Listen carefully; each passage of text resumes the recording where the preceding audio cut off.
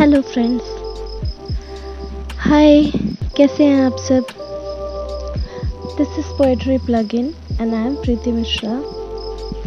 आज हम लेकर आए हैं हमारा नया वीडियो आपके लिए। आज की हमारी कविता का शीर्षक है वो औरत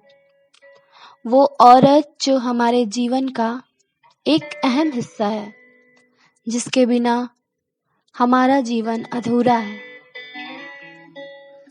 चलिए कविता पढ़ते हैं। वो औरत जिसने प्रेम की मूर्ति बनकर घर की दहलीज में प्रवेश पाई थी, चूल्हे की गर्म हवा में तपकर परिवार का पेट भर पाई थी।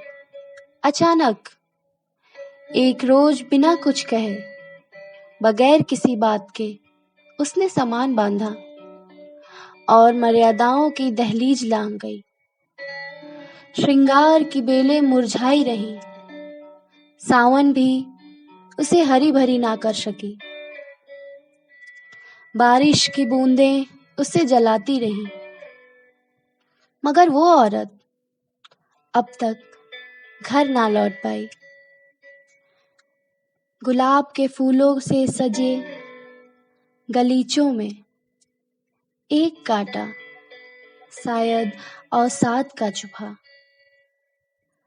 पर ना कभी उसकी कराह सुनी, ना उसने इस बात पर किसी को पुकारा।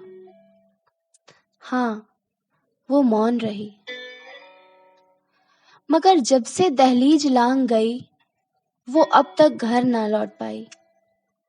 लगता है इच्छाओं अनिच्छाओं के बीच कहीं अनकहीं के मध्य वह पिस रही थी। अपने किस्मत की लकीर समझकर, भाग्य का लिखा मानकर, और आखिर तक उसने अपनी जुबान नहीं खोली। हाँ, मगर जब से दहलीज लांघ गई, उसकी कोई खबर नहीं आई। वो अब तक घर ना लौट पाई।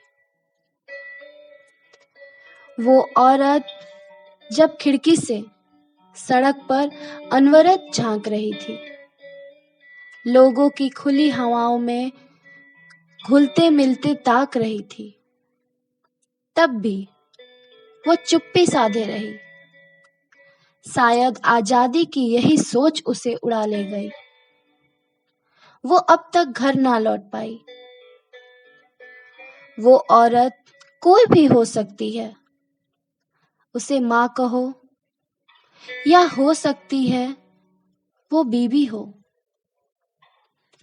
वो बहन का शक्ल भी इख्तियार कर सकती है,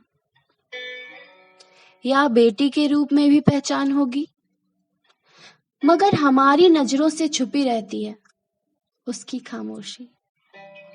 उस खामोशी में ही कई बातें अनसुनी, जिससे सुनने के लिए आंखों की नहीं, दिल की जरूरत पड़ती है।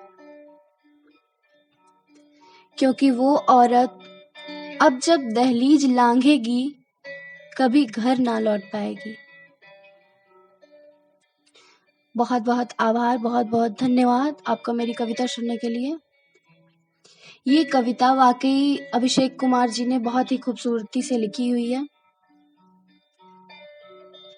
प्लीज़ प्लीज़ प्लीज़ हमारे वीडियो को लाइक करें, शेयर करें, कमेंट करें और सब्सक्राइब करें, और बेल आइकन पे क्लिक करना ना भूलें, जिससे कि आप हमें आगे भी यूं ही सुनते रहेंगे।